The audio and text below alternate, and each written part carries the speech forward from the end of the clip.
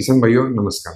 Paddy यानी धान की फसल में अगर बम्पर पैदावार लेना है तो शुरुआत के पहले 30 दिन बहुत महत्वपूर्ण है। उसी में हमें काम करना जरूरी है। बेसल डोज से लेके स्प्रे तक का सभी उसमें ज्यादा से ज्यादा हमें ध्यान देना चाहिए। लेकिन अधिकतम किसान वहीं पे गलती करते हैं, पहले दिन तक 30 दिन तक ना बेसल डोज डालते हैं ना अधिकतम कुछ उपयोग होता है या उसका कुछ काम होता है। तो कुछ दो तीन जो मेजर प्रॉब्लम्स है पैडी या धान की फसल में वो हम आज देखेंगे और उसके ऊपर बेसिक प्रिवेंटिव और क्यूरेटिव क्या करना चाहिए। जैसे कि पहला है स्टेम बोरर, मतलब जिसे हम बोलते हैं तना छेदक। वो एक दिक्कत होती है। उसकी वजह से क्या होता है कि ये जो धान की फसल है इसमें जो ये सेंटर वाला जो शूट है वो सफेद कलर का आता है, रंग का निकलता है। उसे हम डेड हार्ट भी बोलते हैं। तो ये भी दिक्कत उससे आती है क्योंकि ये उसको अंदर छेद करके अंदर डैमेज करता है। तो ये एक दिक्कत मेजर है। दूसरा है खैरा रोग। खैरा रोग क्या होता है? मेजरली जिंक के डेफिशिएंसी से। और मेजरली थर्ड है पीलापन। फिर इसमें फंगस के कारण, शत्रु जीवाणु के कारण या कोई भी रीजन हो सकते हैं, या रूट्स का भी डेवलपमेंट नहीं होना, उसकी भी दिक्कत हो सकती है। तो अब ये जो मेजर तीन इश्यूज है, ये मेजर तीन इश्यूज को सॉल्व करने के लिए हमें क्या करना चाहिए?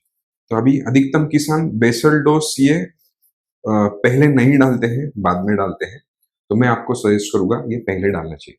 अभी क्यों? क्योंकि पहले 30 दिन तक ये आपकी धान की फसल में क्या होने वाला है, यहाँ पे न्यू रूट्स आएंगे। तो न्यू रूट्स आएंगे तो ये न्यू रूट्स पे फंगस का या जीवाणु का अटैक हो सकता है। तो उसको एक प्रकार का कोटिंग चाहिए। तो फिर आपके बेसल डोज में ट्राइकोडर्मा चाहिए।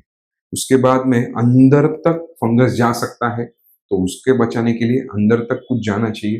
तो उसके लिए सुडोमोनास आप यूज कर सकते हो। अगर कोई फंगस बढ़ रहा है या कोई बीमारी बढ़ रही है तो उसको रोकने के लिए और उसका मल्टीप्लिकेशन नहीं होना चाहिए, इसके लिए उसकी जर्म ट्यूब ब्रेक होना चाहिए।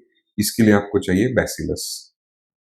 मतलब कि मोटा मोटा, और ये सबसे ज्यादा इंपॉर्टेंट है, जब न्यूट्रिएंट्स नहीं मिल रहे हैं, प्रॉपर अपटेक नहीं हो रहा है, तो रूट्स के बजाय कुछ अगर कोई माइक्रोराइजा या कोई फंगस बढ़ के अगर आपको ला के दे या पौधे को ला के दे, तो वो एक सपोर्टिव सिस्टम चाहिए।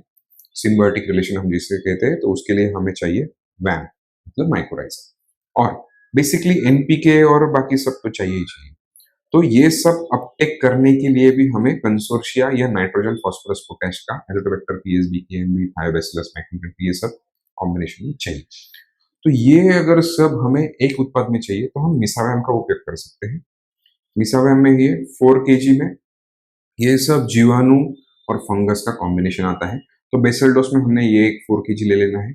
उसके बाद में खैरा रोग, पीलापन, न्यू रूट्स, न्यू शूट्स या जो भी मेजर इश्यूज है, उसके लिए हमें मेजर जिंक चाहिए। तो जिंक मेजर बेसल डोज में यूज करने के लिए हम सीएमसी टेक्नोलॉजी वाला प्राइम 45 या कोई अदर प्रोडक्ट भी यूज कर सकते हैं, जिसके वजह से हमें ज्यादा से ज्यादा जिंक और अदर मैक्रोन्यूट्रिएंट्स की उपलब्धता हो, जो कि ज्यादा पानी के कारण लीच आउट भी नहीं होना चाहिए।